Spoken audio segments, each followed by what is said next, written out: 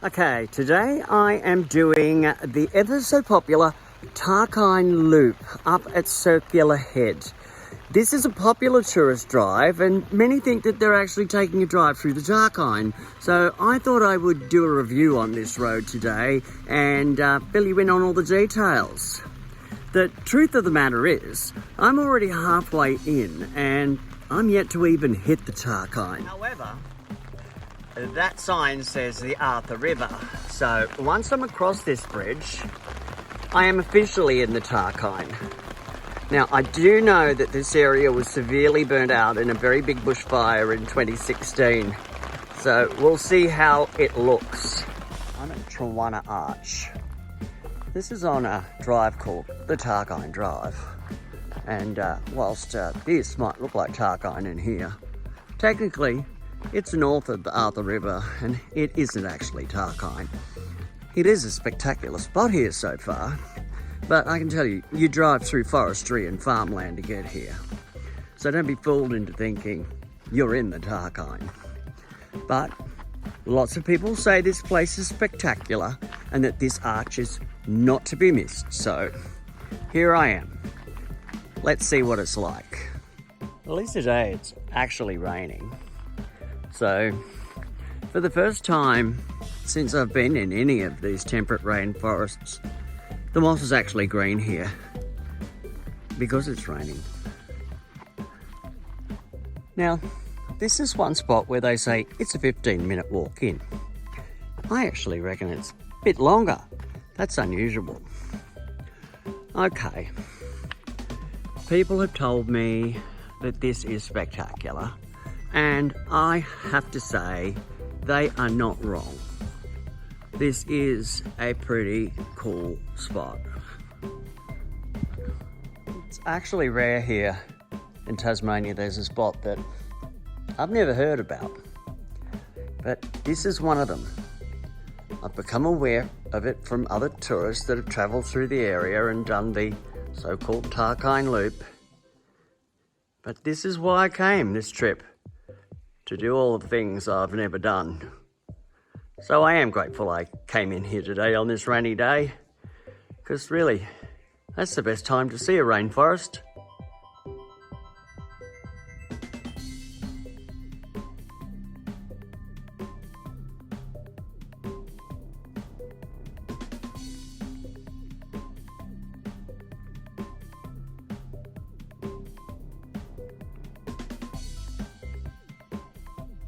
It's been very dry summer here in Tasmania, but there is a reasonable flow of water coming down the Tawantta River now. You can see across on that hill the extent of the fire that went through this area. However, it does look like it's recovering. This is one of many sinkholes in the region. The dolomite rock here is eaten away by the water and it drops away and forms sinkholes. Also can form caves. So there's probably, the equivalent of like limestone caves here. I'm at the beginning of the Lake Chisholm walk. This is a little side shoot off the main road here. And I believe this is quite a beautiful lake and about a 30-minute walk. So in I go. So I'm thinking, should have bought a raincoat because it's a rainy day. Or at least an umbrella. Anyway, if I get wet, I get wet. Now, Lake Chisholm is apparently one of Australia's largest sinkholes. It's a flooded sinkhole, so I'm hoping we get some beautiful reflections. So far, it's an easy enough walk, so I don't think this is going to be too strenuous. There are some pretty big trees in here. That's pretty amazing for a place like this. But unfortunately, it's been logged to death.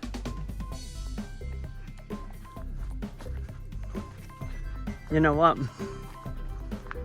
The drive-in might be hideous, but some of the scenery that is on the Tarkine Drive, once you actually get into the Tarkine, it actually really is worth seeing. And Lake Chisholm is a spot you definitely want to come into. I haven't seen the lake yet, but the forest's pretty amazing. It is a bit enchanting in here, I have to say. I love it when you get this moss hanging around like this. It's so pretty. I'm a bit game. Okay. Not as slippery as I thought.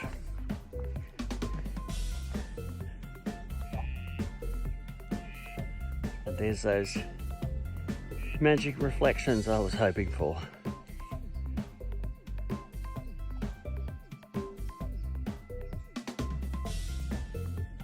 Yep, I would agree that this is one of the finest examples of a flooded sinkhole in Australia. I haven't seen one bigger. I haven't seen one prettier. Lake Chisholm, it doesn't disappoint. If you use Wikicamps to find your camping spots, here in Tasmania, you might want to be just warned about this. Many of the off-road spots for camping in Tasmania, some of them listed on Wikicamps, are used for beehives. Tasmania's got leatherwood, and leatherwood honey is a particularly good kind of honey. So you may just end up finding that that camping spot that you thought you were going to get could just be in the middle of a beehive. But as you can see, I'm just about to walk through one. I've been here now for months. I've seen many bees swarming around me. And I have to say, I haven't been bitten once. So if you need to camp next to a beehive, maybe don't worry about it. I haven't been bit yet. Now I'm at the Julius River, and I'm going to do the rainforest walk here. There are two walks. One's a 30-minute river walk, and the other one is a slightly longer walk up to another sinkhole. Since I've already been up to a few sinkholes, I thought I'd do the river walk. I just had a chat with some lovely people doing the walk, and they tell me this is a good spot to see platypus, and that there's a lot of spots to actually have a look and see. So fingers crossed. So far, this has all been very well-formed boardwalk. So much so, I'd say this is wheelchair accessible.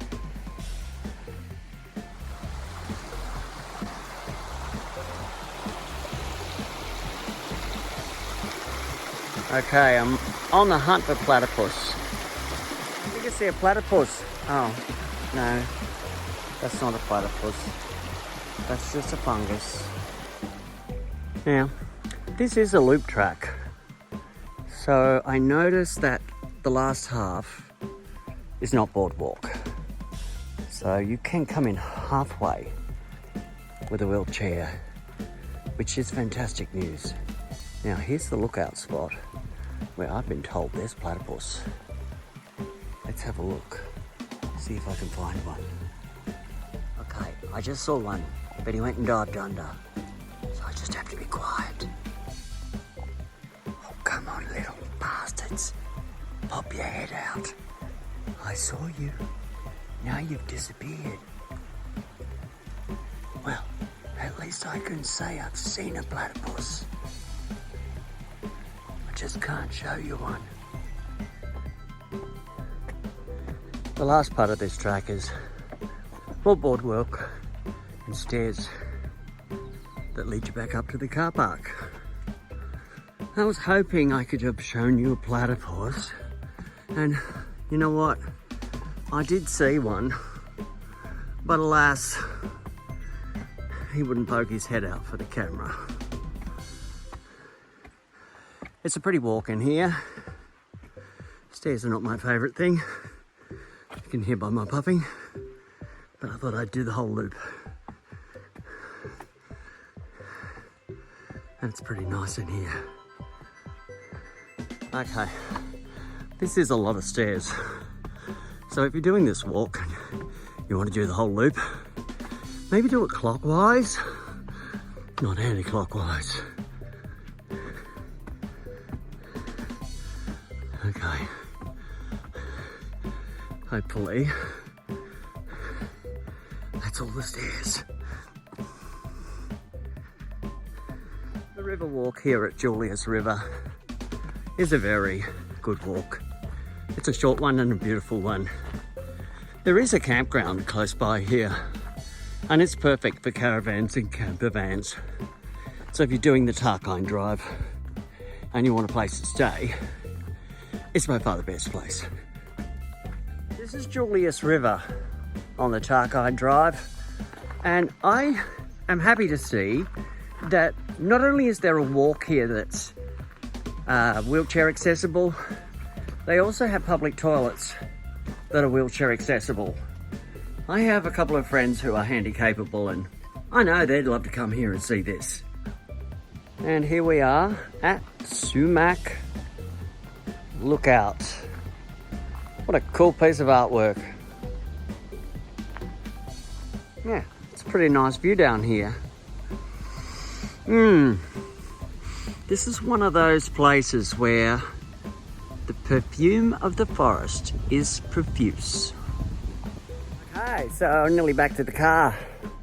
And that's probably it for me today. I'll add in some footage of the rest of the Tarkine drive, which I did the other day, which is the coastal part. It goes from here back up the coast, past little shack communities that exist in the Tarkine on the beach. There's some pretty magic spots in there. I'll show you some of those after this. Hope you enjoyed.